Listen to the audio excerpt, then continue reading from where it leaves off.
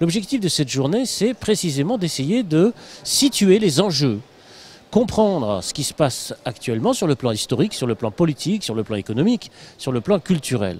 Il faut se dire ce que nous disait Marx et ce que disait Debord, si le capital a fait de l'immigré sa marchandise spectacle, sa marchandise vedette, s'il est promotionné comme un produit de premier choix au cinéma. Raciste. Raciste. Raciste. Raciste. Raciste. Raciste. Raciste. Raciste. S'il est positionné dans toutes les entreprises du MEDEF avec les chartes de la diversité. La charte de la diversité, alors, par exemple, on a dit il faut que aux entreprises, on a fait le tour des entreprises pour leur dire il faut que votre entreprise soit aux couleurs de la France. Je veux dire qu'il faut que les gens commencent à réfléchir et commencent à comprendre. Le capital ne valorise que ce qui le valorise. Le capital ne met en spectacle la défense de ce qui le défend. La crise des migrants qui secoue l'Europe et fait les gros titres tous les jours depuis des mois. Les drames en Méditerranée nous montrent que cette question de l'ouverture des frontières doit être posée. Des réponses sont à mettre en place. Dans ce contexte, la rédaction a décidé de donner la parole à ceux qui ont fui la misère ou la guerre pour rejoindre la France. Ouvrir son cœur et son esprit, ouvrir les frontières de son pays. On ne sait pas ce qui nous attend devant. Même demain, on ne sait pas ce qui nous attend. Et on vient, on s'implante dedans comme ça et on se bat à fond pour aller plus de l'avant.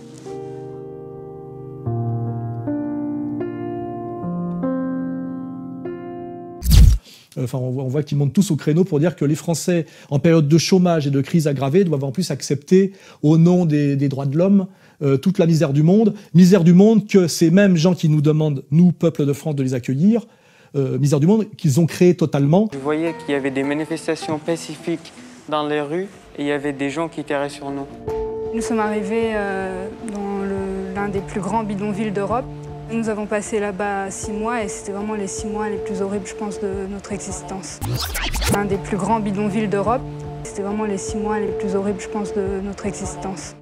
Je voudrais juste dire que face à cela, le risque, c'est de tomber un peu dans un excès inverse. C'est-à-dire face à la politique des bisounours, il ne faudrait pas tomber non plus dans une sorte de, comment dire, une position qui reviendrait à dire non mais attendez, vous voyez bien, c'est des gens, ils ont les couteaux entre les dents, ils vont violer vos filles, ils vont saccager vos... Parce que c'est aussi une volonté, parce que il y aura une augmentation de la délinquance, évidemment, il y aura un certain nombre de cas dramatiques, etc. Mais la masse de ces gens ne sont pas tous des tueurs frénétiques.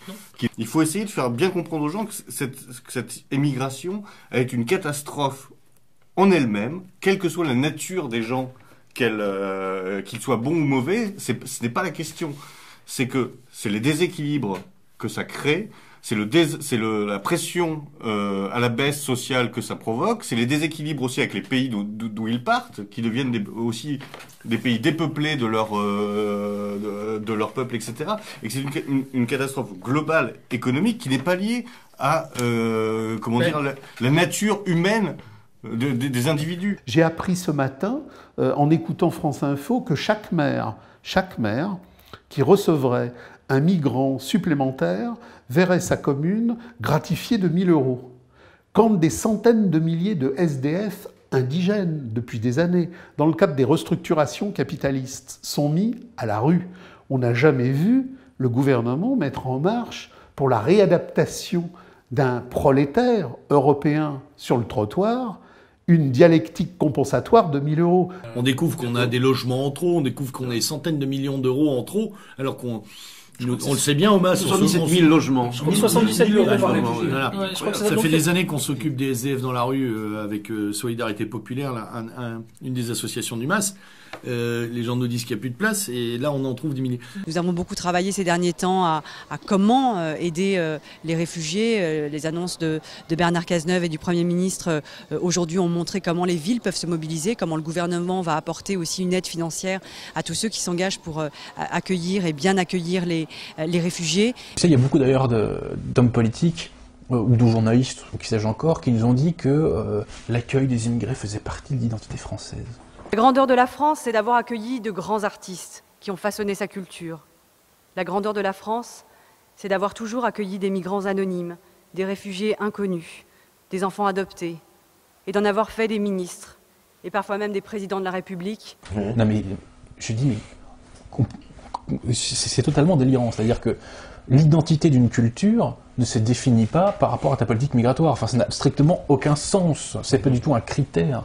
Enfin, on rivalise de stupidité, on rivalise de propagande et on rivalise de surenchère. La seule voix dissonante que j'ai entendue, c'est le rugbyman Moscato. Les migrants, tu vois, tout ça, tous ces acteurs qui font des pétitions. Occupe-toi de ta voisine qui crève la dalle depuis 10 ans, tu la connais même pas. Tu connais même pas son prénom. Bien entendu que tout ça c'est malheureux. Bien entendu que la vie c'est une injustice. Bien entendu.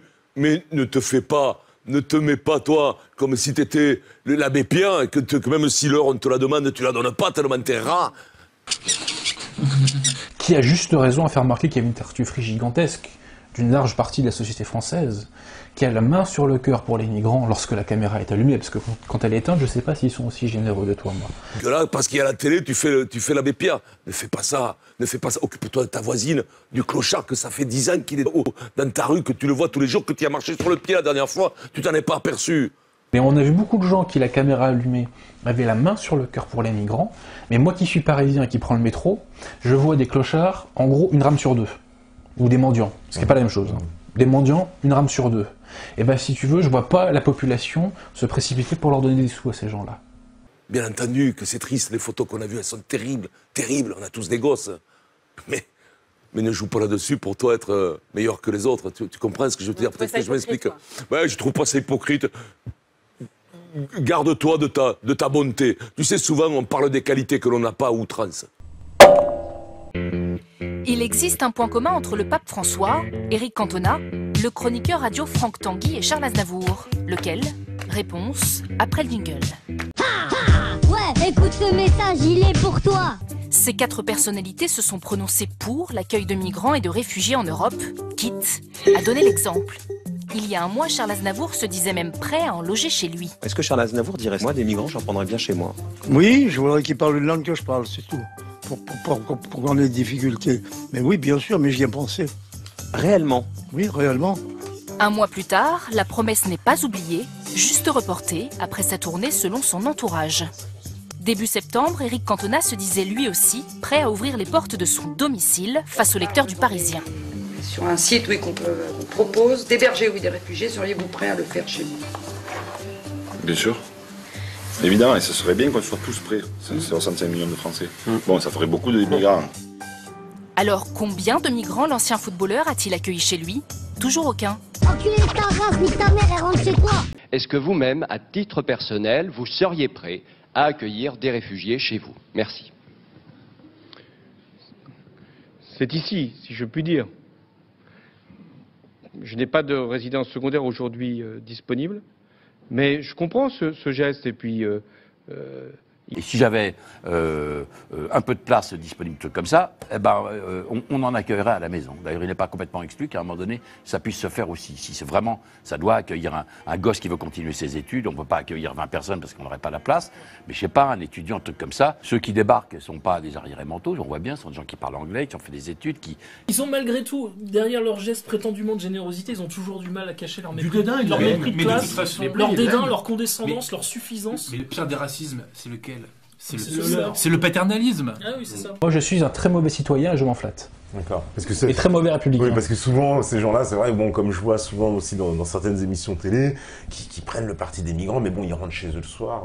Bien sûr. Ils n'habitent pas dans des... Ils habitent à Sanon-la-Bretèche ou à Saint-Germain-en-Laye, ils sont bien tranquilles. Je vais te dire, je n'ai pas de mots pour décrire la rage et la haine que déclenche en moi cette hypocrisie. C'est absolument infâme. Je trouve vraiment que c'est infâme. Faites ce que je dis, mais pas ce que je fais, et ne le faites pas parce que vous êtes des pauvres, hein, et que moi j'ai du blé, quoi. Parce que c'est à peu près le message des mecs du showbiz, hein. Ils ne le disent pas comme ça, mais bon. C'est absolument infâme. Je sais bien qu'il y a des gens qui ne sont pas d'accord, parce qu'eux, ils sont angoissés par leur propre sort personnel, mais ça ne changera rien à leur sort personnel. Ils ne sont pas venus prendre les emplois des Français. Ils sont venus se mettre à l'abri du malheur et de la souffrance et de la cruauté. C'est tout.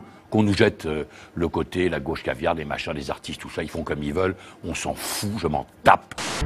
Cette détresse humaine fait réagir de nombreux artistes français. Ils se mobilisent. Cinéastes, musiciens, comédiens, chanteurs, acteurs, humoristes. 800 artistes en tout à se mobiliser en faveur des migrants, notamment Michel Hazanavicius et Rachida Brakni. Ou Mathieu Chédid. Danny Boone, Michel Boujna, Alex Lutz ou encore le chef d'orchestre Baron Boehm a signé aussi. Également signataire, Marc Lavoine a battu le rappel plus largement ce matin dans les studios d'RTL Paris. Il faut se serrer les coudes, a dit le chanteur, et aider les associations telles que Médecins sans frontières. Un appel au peuple de France, mais surtout au gouvernement, pour que les migrants soient mieux traités. Ils sont des milliers à vivre dans le froid et la boue de ce bidonville géant. Il faut trouver un refuge, donner un refuge à ces gens-là. Parmi les signataires, l'acteur et comédien François Berléand. Il n'est pas un habitué des pétitions, mais cette fois, dit-il, l'urgence de la situation ne peut laisser indifférent. Il faut que tout ça s'arrête. Là, c'est tout à coup se regarder soi-même. C'est tout à coup de se dire il faut faire quelque chose. Si on fait rien, on est complice. Je suis là aussi pour. Le chanteur Marc Lavoine réclame lui aussi une prise de conscience et appelle les politiques à agir. Je pense qu'il faut repenser les structures, mais c'est vrai que ces images de train, ces images d'enfants, de familles déplacées, ça fait partie de nos préoccupations et de nos responsabilités communes. Et que enfin l'État français anticipe sur ce qui va venir. Le Médecins du Monde dit qu'il va y avoir dans les semaines ou les mois qui viennent probablement au minimum 200 000 réfugiés syriens qui vont débarquer sur notre territoire. Un cri du cœur en forme de tribune publié aujourd'hui dans Libération. Le désengagement de la puissance publique est une honte dans un pays qui reste la 6e puissance économique mondiale, écrivent-ils en dénonçant l'argument de la défense des plus pauvres des Français. Cette mise en concurrence des indigences est ignoble, je cite. Elle nous habitue à l'idée qu'il y aurait des misères défendables et d'autres non. Les signataires qui ne commentent pas, en revanche, la décision du gouvernement de recourir à un jet privé pour désengorger Calais, pour un coût total estimé à 1,5 million d'euros. Ça n'est pas à la hauteur de ce pays qui a toujours été, dont la marque de fabrique est d'ouvrir les bras à ceux qui sont dans le malheur. Ça rappelle quand même... Lio reste fidèle à son tempérament. Invitée dans une émission belge sur RTL TVI, elle n'a pas hésité à donner son avis sur la crise des migrants en poussant un grand coup de gueule. Il faut arrêter d'appeler ces gens des migrants, ce sont des gens qui tentent de se réfugier. Le débat se dirigeait vers la place que les réfugiés pouvaient prendre s'ils rentraient dans le pays. Ils ne sont même pas encore des réfugiés. Mais agacé par les propos de la députée PS Karine Lallieu, Lio n'a pas voulu passer par 4 chemins pour attaquer le sujet. Est-ce qu'il y a des places pour que ces gens-là ne vivent pas dehors? Je vais vous expliquer quelle place. L'État fédéral, effectivement, au bout de 4 semaines de certification... Ok, on s'en fout. Aujourd'hui, est-ce qu'il y a... Je vais vous expliquer. Mais répondez.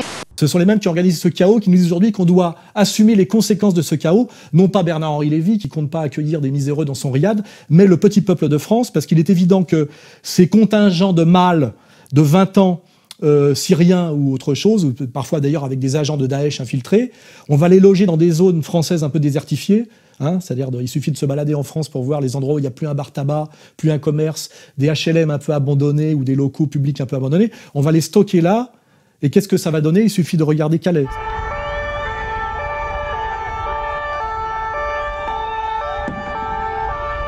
l'arrêt des 80, je me suis fait prendre en partie, ma moto est à se perdre. On a besoin de renfort, rapidement.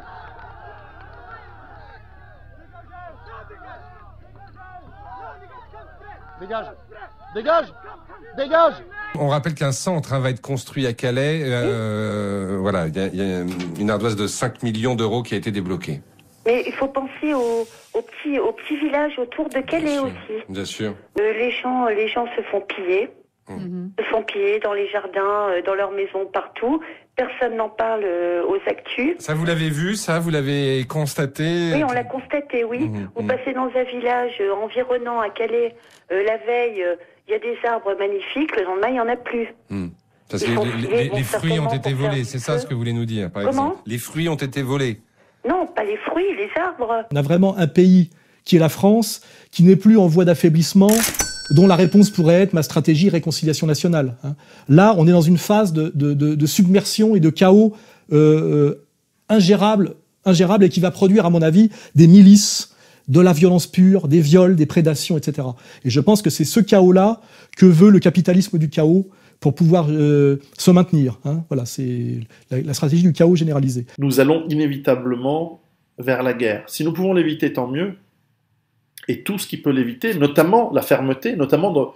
En fait, nous devrions... Autant on peut compatir, mais il faudrait donner le message clair que aucun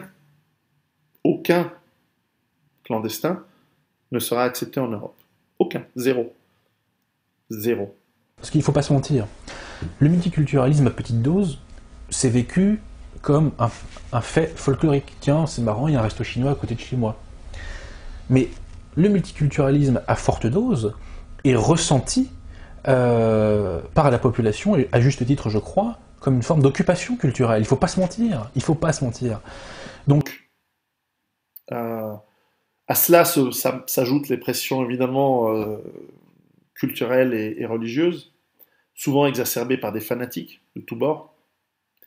Et vous avez un cocktail explosif. Donc même si une toute petite partie seulement est criminelle, l'effet est dévastateur. Et puis une fois que ça part en couille, pardonnez-moi l'expression, mais on ne fait plus la différence entre un criminel ou pas un criminel. Le courage et la grandeur consistent précisément à bousculer l'opinion si nécessaire pour défendre les valeurs essentielles de la démocratie. Ça c'est fort, ça c'est juste, donc c'est une bonne idée. Alors Dany, je ne vois pas votre nom dans la liste, c'est vrai que vous ne faites pas encore de one-man show, mais...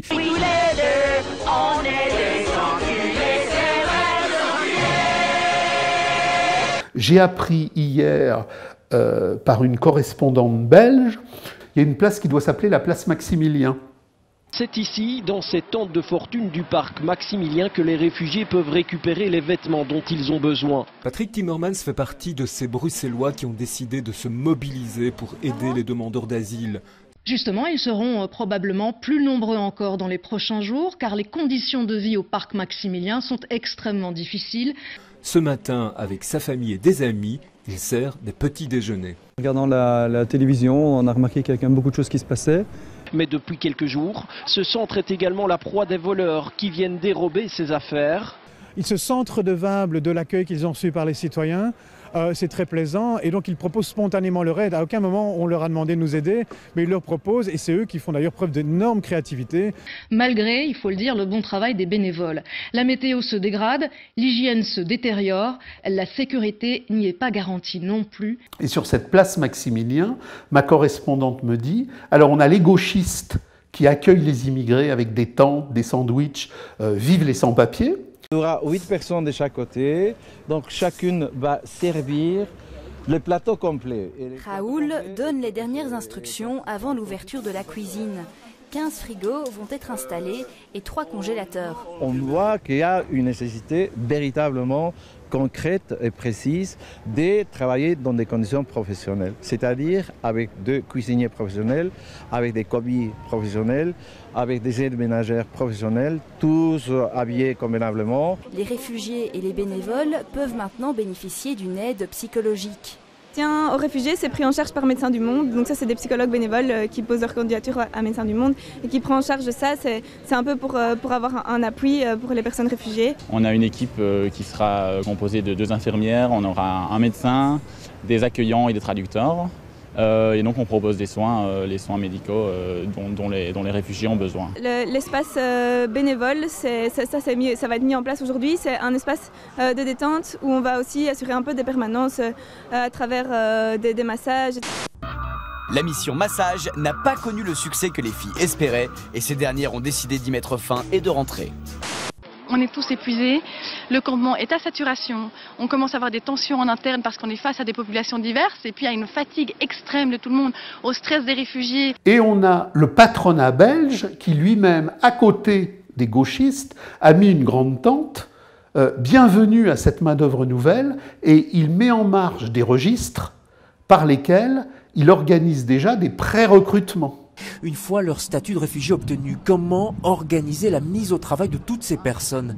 Cet après-midi à la FEB, la Fédération des entreprises de Belgique, une task force a été mise en place avec l'ensemble des acteurs du secteur social et de l'emploi, car c'est tout un secteur qui doit s'harmoniser. En attendant, au parc Maximilien, les demandeurs d'asile attendent avec anxiété le week-end. La météo prévoit quelques bourrasques. L'outil qu'est le clandestin, qu'est le migrant, plus ou moins accepté, en tout cas par la population, plus ou moins manipulé par les médias, ce n'est qu'un outil, ce qui montre aussi le niveau d'estime qu'a le système politico-médiatique et économique mondial pour ces gens. Nous avons, en tant que structure étatique française subsistante, simple relais de l'ordre américain, toutes les responsabilités nécessaires pour effectivement organiser le chaos syrien et le chaos libyen, et de la même manière que nous organisons le chaos migratoire qui est l'étape supérieure. Honte à l'Europe. Tous demandent aux gouvernements occidentaux d'agir. Tous demandent où ils peuvent aujourd'hui aller. Ils n'ont en tout cas pas l'intention de quitter cet endroit. Please show some respect in the country you guys live. Respect us. We live here 1,000 years and we plan to live here, and don't make us become extremes. Get out, please. It's a private property. You guys are violating your private property. Respect Greece. This is Greece. Ça va donner de la guerre civile généralisée bien horizontale. Donc on voit bien effectivement qu'il y a un projet de chaos et une gestion collabo du chaos programmé par toutes nos élites instituées. Pour revenir sur les complices, les grands capitaines d'industrie, il faut remarquer qu'il y a toujours un effet hiérarchique. Qui sont les premiers promoteurs de l'invasion de masse depuis les années 70 sont d'abord la presse et les médias, qui sont eux-mêmes la propriété de ces grands industriels. La caste politique est elle-même interdépendante avec les médias et les grands industriels, donc chacun défend son bout de gras. Mais derrière, les grands industriels servent, en dehors de leur propre intérêt, je veux dire purement financier, des intérêts qui sont, eux, à un stade plus élevé, notamment celui de la destruction des nations, parce que c'est de ça dont on est en train de parler. Là, on assiste à la fin du travail de préparation d'artillerie avant l'offensive finale. C'est-à-dire que la phase 1, c'est celle qu'on a connue depuis une quarantaine d'années. En gros, on va remonter pour faire simple, au regroupement familial giscardo-chiracien, et puis on peut remonter même jusqu'à la fin des années 60. Et là, donc, on est rentré dans la phase 2, celle où, en fait, ils ont définitivement décidé de transformer l'Europe en vie d'ordure planétaire. Alors le il. Alors le il, il y a tout le monde. Alors je sais très bien qu'ici on complotise pas des masses. Les encalotés post-conciliaires. Le grand patronat évidemment européen dans son ensemble qui se frotte les mains, mais il faut voir comment. Enfin, ça va de Gattaz en passant par le responsable du grand patronat. Gattaz a des orgasmes réguliers en ce moment. Évidemment, la gauche morale, elle est toujours à la recherche d'un nouveau prolétariat puisqu'elle a perdu le seul, le vrai et l'unique. Les syndicats évidemment, le showbiz avec ses pétitionnaires, la race des signeurs comme disait Philippe Meuret, voilà, toujours au garde à vous. Enfin voilà, en fait c'est l'ensemble des élites médiatiques, politiques, patronales, syndicales, religieuses en fait qui est au garde à vous, à l'unisson pour détruire l'Europe.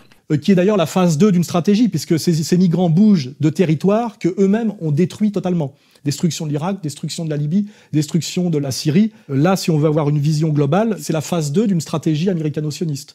Et pourquoi je dis sioniste ? Parce que de vider de ses forces vives, si vous regardez bien, une partie de l'Irak, la Syrie, le Liban, on va y venir demain par une nouvelle révolution colorée qui arrive, c'est préparer la purification ethnique par la fuite de migrants. De quoi ? Du Grand Israël. Vous regardez le projet du Grand Israël, seul projet viable pour Israël en tant que puissance autonome ne dépendant plus des États-Unis, en voie d'effondrement, c'est le Grand Israël. Ça sera le Grand Israël ou plus d'Israël du tout. Or, tout ça concourt aujourd'hui, ce qui se passe en ce moment et que nous subissons, que nous prenons en pleine gueule, à retarder l'effondrement de l'Empire américain et à favoriser, la mise en place, on va dire, démographique du Grand Israël. Un journaliste récemment me disait, mais ces guerres civiles dont vous parlez, que vous prévoyez, est-ce que ce seront les Européens contre les musulmans ? Je dis non, ce sera tout le monde contre tout le monde. Parce que même dans les musulmans, c'est pas du tout... D'abord, je ne souhaite vraiment pas, parce que ce n'est pas mon ennemi. L'islam n'est pas mon ennemi. De la même manière que les migrants ne sont pas mes ennemis. Mais on va nous amener, comme l'histoire des petits coqs, on va nous amener à se battre, on va nous obliger. Dans 3 jours, on va faire un concours de combat de coqs. Que chacun prépare bien son coq, on verra qui sera vainqueur. Moi je mènerai mon coq aussi, on verra. Je te montrerai que moi je serai le vainqueur. Le roi s'installe, et chaque seigneur amène son coq, des coqs flamboyants, des coqs cruels, forts, puissants. Et le roi vient, il sort un coup de son sac comme ça, un petit coq, tout freluquet, tout tremblotant. Les seigneurs de là se regardent en faisant des sourires, des coups d'œil comme ça, ils rigolent déjà. Bon, les trompettes sonnent, le roi ordonne que le combat commence. On jette les coqs dans l'arène. Et le combat commence. Les coqs l'un sur l'autre, ils se griffent, ils se mordent, ils se griffent. Le petit coq du râle, il va se cacher dans un petit coin, comme ça, il fait rien du tout. Et à la fin du combat, tous les coqs sont morts, et le petit coq qui sort comme ça, tout penaud, vivant. C'est marqué dans les textes qu'à la fin des temps, il y aura une grande guerre dans le monde. On n'est pas prophète ni fils de prophète. C'est vrai que tout le monde sent un peu que c'est pour bientôt. On ne sait pas quand ça se passera. C'est marqué très clairement qu'il y aura une grande guerre entre l'Occident et l'Orient. Je rajouterai même un petit truc que j'ai pas... C'est marqué dans les écrits de Rabbi Yoshua Eshel Meapta qu'à la fin des temps, les peuples voudront faire la guerre entre eux. Mais ils verront que s'ils font la guerre entre eux, le seul qui va en profiter en fait, c'est le peuple d'Israël. Alors, ils vont tout faire pour ne pas rentrer en guerre. Mais néanmoins, c'est marqué, comme ça a dit Rabbi Yoshua Meapta, par la tignasse de leur chevelure, de force, ils seront obligés de rentrer en guerre. Et c'est tous contre tous, au lieu de gérer les problèmes qui arrivent, ben non, les gens vont devenir super violents, et encore une fois, surtout lorsque l'état social disparaît, surtout lorsqu'il n'y a plus cette aide. Parce que l'inévitable conclusion, c'est que les systèmes sociaux vont s'effondrer, les économies vont s'effondrer, alors dans quel ordre? Il faudra voir. Et qu'une fois qu'il n'y a plus d'argent, chaque million de clandestins supplémentaires dans un pays va devoir être nourri ou va vouloir se nourrir. Chaque million de clandestins supplémentaires vont finir par tuer, violer, pas forcément dans cet ordre, tôt ou tard, et que tôt ou tard ils vont être éliminés. Et donc le chaos généré sera terrible. Et ce sera des millions de morts.